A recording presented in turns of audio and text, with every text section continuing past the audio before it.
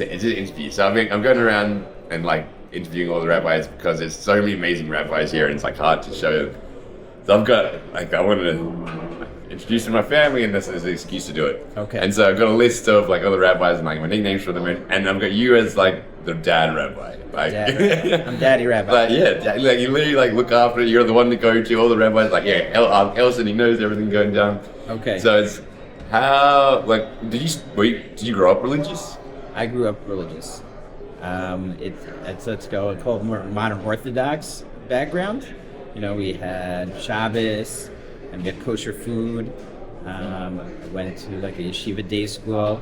We also had like cable television, movies, and so it was a religious family, but also a very integrated modern family at the same time. Oh yeah, so you had like the TV in the living room. TV, just go to movies Saturday nights, you know, go to the Knicks games in Madison Square Garden. So it was like very integrated with the world, but also had our religious things also. Did you imagine that you go to like? Did you go straight to yeshiva after school or like? So I went to, let's say, Yeshiva high school, which meant it was a high school that had secular studies, but also a few hours a day of Torah study as well. After Yeshiva high school, so then I went to a yeshiva in Israel, where it was Hesder Yeshiva, which is a yeshiva that for Israelis has years of learning and also years of army service. And they had an American program for English speakers that they could come and do the learning there alongside these Israelis, and that's what I went. It was like a sort of full-time yeshiva of guys who did learning and army service. That's what I did after high school. Oh, well, you did army service. No, I didn't do army service. Yeah, I went to yeshiva where the Israelis did it. I got into the option, but I was just in the learning program. Whoa, and then how long was that for? That was for 2 years, and then I went back there for a third year in the middle of my college career. Oh, whoa. What did you do at college? My college, I went to Yeshiva University, which is a full-time secular university, but also had options for Judaic studies also. I was a computer science major. What? I'm a good programmer. Oh, that's what I did. I did not expect that. That's crazy. And did you do anything with that, or did you? Not much super practical has come of it. I'm able to do a lot of things technically. Maybe that's why I sit at this desk with a computer a lot and get a lot of things done. But in terms of like straight programming and in terms of like professionally, I don't really do it. I use some of my skills a little bit with the work that I do, but no. It was more of I had a dual aspirations. On the one hand, I wanted to be involved in called Jewish education, and on the other hand, I also had an important desire to provide for my family. And I wasn't confident that a Jewish education route would necessarily be able to provide that initially. So one way that I thought, I also had an interest in living in Israel. At that time when I was in college, computers were really hot, and there's a lot of job opportunities in Israel for computers. So that's why I chose computer science. But I was also good at math and problem solving, and so it fit my talents also. So I did that. But at the end of the day, I was able to find a good position, make a good living in my Jewish education seat. So it never really took up the professional computer programming. Yeah, whoa. So you always, like, even before you started the college degree, you always wanted to get into Jewish education? Like. It was, I would say always, it was developing. You know, it started probably percolating in my mind around the age of like 19, 20 as like a possibility. Then over my years in college, I started getting experiences outside of college as with summer programs and volunteering in local yeshiva high schools, and basically got a lot of experiences. Those experiences were really great for me and for the students. So I just kept going. Well, that's really good. So did you expect to be a rabbi? Is that where? I don't expect to, but I was saying, like when I was like around 19, 20, the idea started like saying like maybe that's my direction, and my experiences in that direction were very successful and fulfilling, and so I just kept going. And I remember you briefly mentioning that went to a few yeshivas before you got into Aish, like, and that started from Meaning, like, the first full-time yeshiva that I ever was in was called Yeshivat Shalavim, which was this Hezder yeshiva that I went to after high school. But, then there was summer programs that were learning programs, other yeshivas also. Yeah, so I've been in a lot of yeshivas. And how long have you been at Aish for? I'm not going to count, but we're 17 years ballpark, something like that. And how's Aish different? What do you like about Aish? I would say the difference between Aish and other yeshivas that I've been involved in is that all the yeshivas I've been involved in, all in great, amazing institutions, that I would say their primary focus is on the students in the four walls of their yeshiva. And Aish has a dual focus. We are incredibly focused on the students in our four walls of the yeshiva, but at the same time, we are focused on all the students not in the four walls of our yeshiva.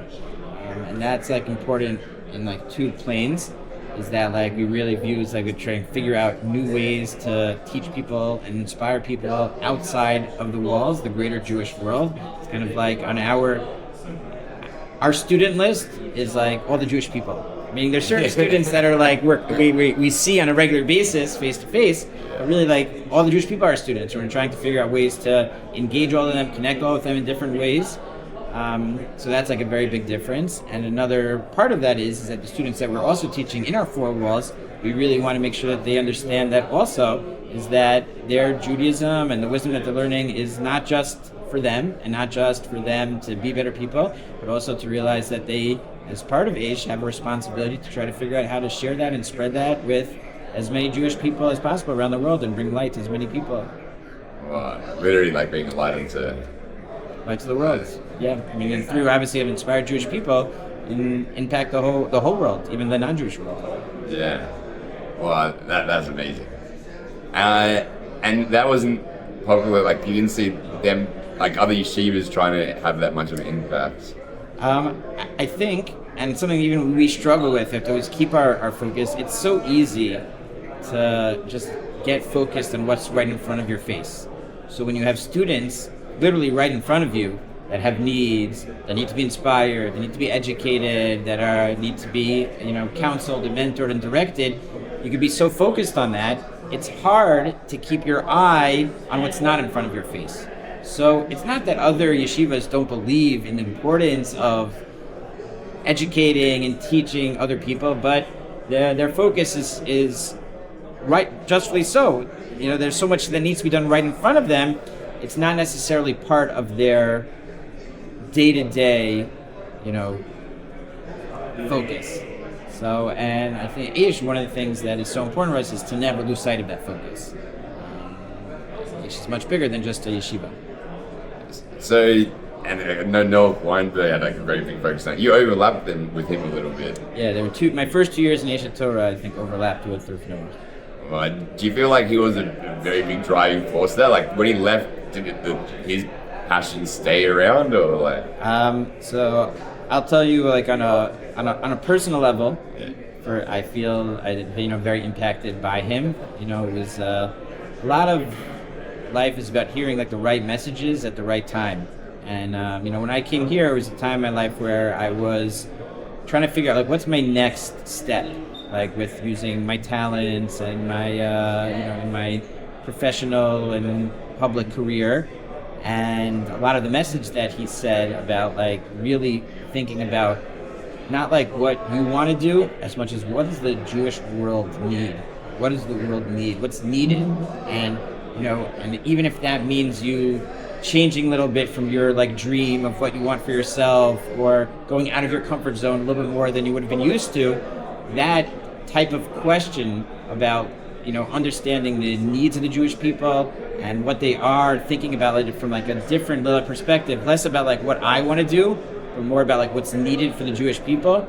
And he gave that message in a lot of different ways with a lot of strength, a lot of potency, and like really pierced to the core. It's like at a time where I was really like trying to search like for my own personal mission, and he really addressed that. So I'd say, and I'm speculating, but from what I see, I think a lot of Rebbeim who were here at those times were very much impacted by him. So I really feel that his legacy lives on through those people. And I know me in particular, and the group that I was with, just starting in Aish at that time, he would really push us with questions about what is Judaism to you? Is it a religion or a relationship? You claim you really love God. Well, what does that look like?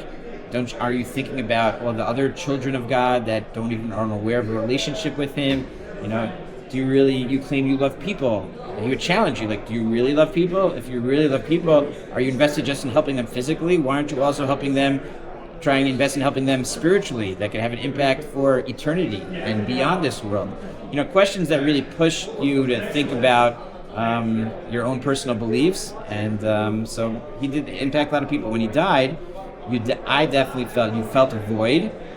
But the feeling that I definitely felt at that time, I don't know if other people shared that, it was like a huge void, but also like an awareness is that, wow, there's so many talented people over here that are going to step up and fill that void. And it's almost like his vacancy was so big, but at the same time you felt that there were so many talented people that were just going to now almost have the space to step up, and no one could fill his shoes, but maybe a lot of people doing a little bit of shoe filling could have a really thing. And I think it actually in certain ways took Aish further and to new levels by creating that vacancy. That's really cool. And is there any other institutional place that's like Aish or that's trying to do similar? In my limited experiences, I haven't found any place like this. It's a completely unique place to me in terms of its clear goals and focus that are so beautiful and powerful. Really thinking about the big picture, but at the same time investing in the individuals. It's to me it's a really, really special and unique place. Yeah, it is. And obviously Hashem, because the location, everything. Yes, I always think it's to me it's no surprise after learning what Aish was that they ended up in this position. It's just oh, of course, this is the one organization that's just completely, fully and absolutely dedicated to bringing as much light as possible to as many Jewish people as possible. So Hashem's okay, you're obviously going to get the place right across from the Kotel, Mary, because that's where whoever's doing that job, that's where they need to be. And I haven't found anyone else that's doing it like Aish. Well, that's cool. Is there anything that you're excited for, in Aish's direction, where it's going? I think that I think one of the things that I would say is that just connecting with what we said before is that with Noah was so big and so fast, and he was doing a lot of new things, and that one of the things that you felt when he left is it was all in his hands, and there was no solid infrastructure.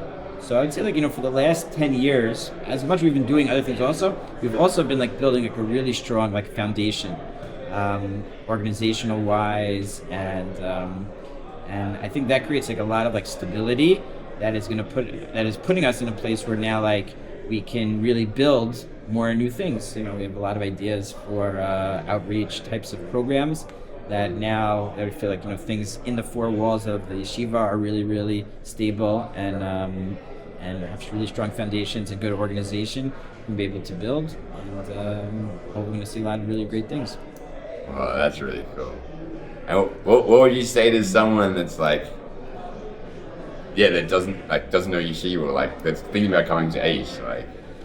I would say, meaning if you're thinking specifically about Yeshiva, one of the things that Yeshiva offers is an opportunity to really immerse in God's wisdom. And the world is so distracting. So many things popping up, and advertisements and events and everything's going on.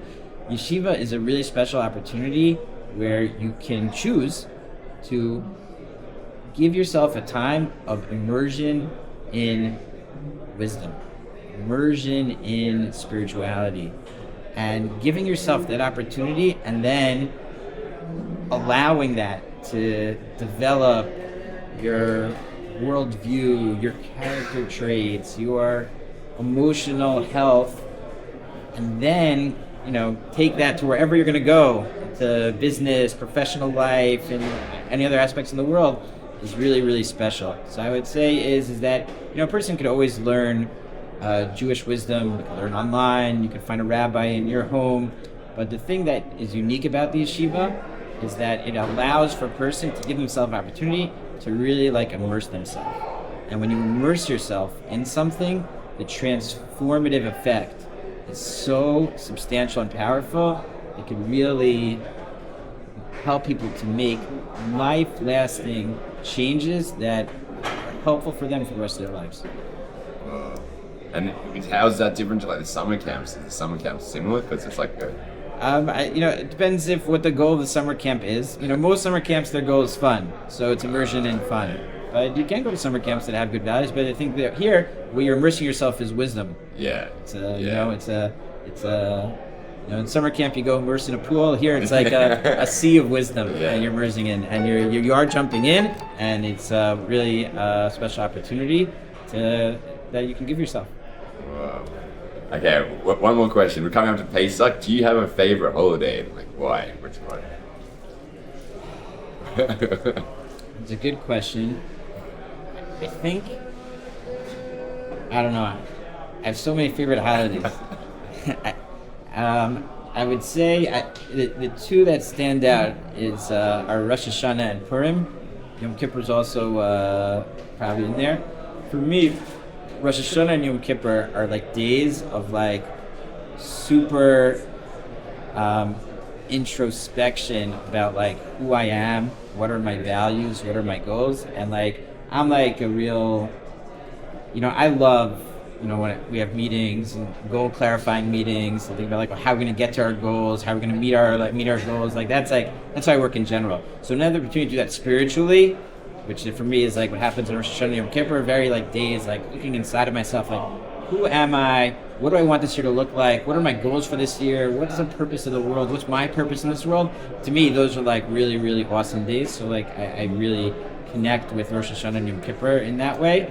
And for me, Purim is a day where, for me, it's celebrated with a lot of really getting deep in my spirituality. An opportunity I afford myself maybe just once a year to really, really try to go super, super deep with my neshama, and that's also a special opportunity. And the things I like, that's what I would say. Oh, that's cool. Yeah. Well, your Purim emceeing was amazing. Wow, that's really cool.